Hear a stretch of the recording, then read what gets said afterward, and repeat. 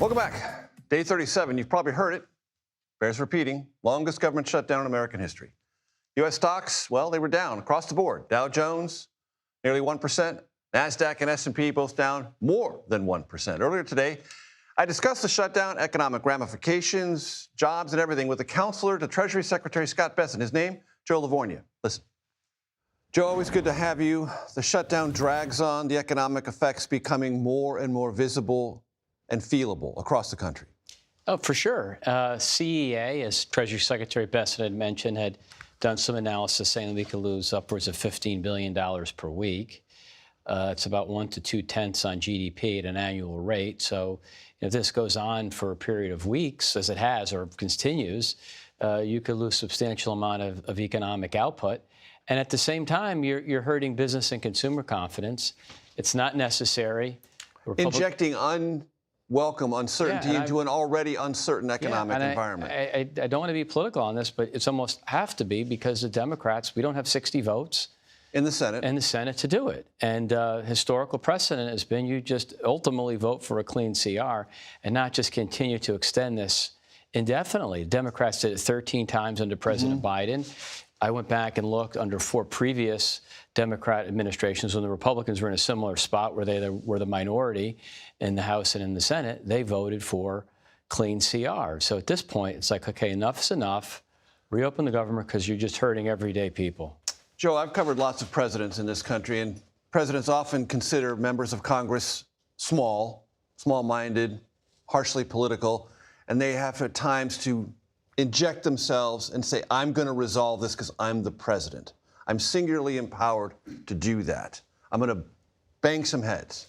Is it time for President Trump to do that? I think, well, I'd also add the word petulant because I think there's a huge element of that on the other side as well. President Trump is trying to do what he can. I mean, the man works literally 24/7, is involved in trade deals and peace deals, economic policy making, and he has had the senators up to the White House yesterday, I believe, for breakfast.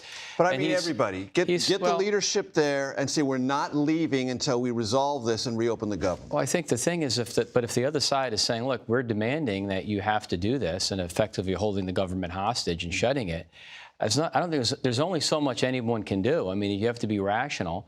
And it seems to me, Major, what's happened is we're just trying to inflict as much pain on the economy and then try to blame it on the Republicans to score political points, which to me is dangerous. It's unhealthy. It's unproductive. Hurts the economy, which is something President Trump always has polled well on. So I guess if you wanted to be a real cynic, you'd say that's why it's being done. Let's hurt him where he has always had the best ratings. Hopefully, at some point, cooler heads will prevail. But, you know, in the Senate, we had 14 votes on a bill. So I don't know when it's going to end. I want it to end soon. As you know, Joe, right now during the shutdown, most government data is not being collected. So there's a bit of a blind spot. So those of us in your part of the government, my part of journalism, look for other sources of information. Challenger, Gray, and Christmas reported this morning 153,000 announced job losses in the month of October, 1.1 million for the year to date. It says that's the highest rate of job losses since 2020. How concerning are those numbers, and do you take them at face value? We want to watch them. Those are announced layoffs, could be early retirement, things of that sort. They don't have to occur. I followed that data over the years.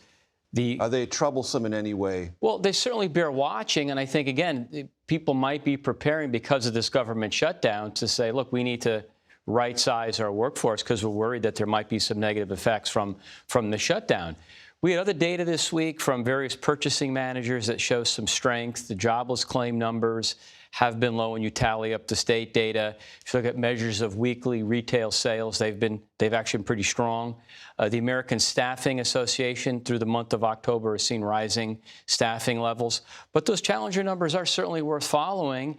And I think the longer this Democrat-led shutdown persists, the more likely, Major, we might hear more negative news, and it's going to hurt the economy. So far this year, manufacturing down net, and there is now softness in leisure and hospitality, highly sensitive parts of the economy to consumer spending. Also potentially worrisome? Well, we're seeing, as we just were talking about the airlines having, because the flight the people who work Less in the capacity air traffic because there'll be controllers. fewer air traffic Yeah, so I mean, and how's that going to impact the leisure and hospitality business? Secretary Bessent said, I mean, you've got families that travel extensively over Thanksgiving. It's one of the busiest travel time of the year, and yet the government can't open, and it's going to cause us, again, unnecessary hardship, economic hardship. And look, there'll be a time to negotiate the things that the Democrats want to negotiate, but holding the government hostage effectively, as I've said, to not reopen, to me, just is not the right way to do it. And right now, from your vantage point, no end in sight. I wouldn't say no end in sight. There was some movement this past week. Some Democrats seem to be emboldened because of the off-cycle elections on Tuesday to perhaps now run even harder and really try to run the economy off a cliff. I don't think it'll happen. I think President Trump, because he's so business friendly and there's so many positive things on the GDP side and a lot of good news, the economy is pretty immune. It's got a very strong foundation. But the fact that, military pay, with the Secretary's help, we figure out a way to get the armed services men and women paid. But I don't know if that's going to happen on November 15th. Mm-hmm. So I think we're hopefully, it's a sad way to come to a resolution, to get the other side to have some common sense and some nicety. But maybe next week. But I don't know. Maybe next week. Maybe next week. We'll call you back, I'm an optimist. I hope so. Always a pleasure. Thank you. Thank you. Thank you.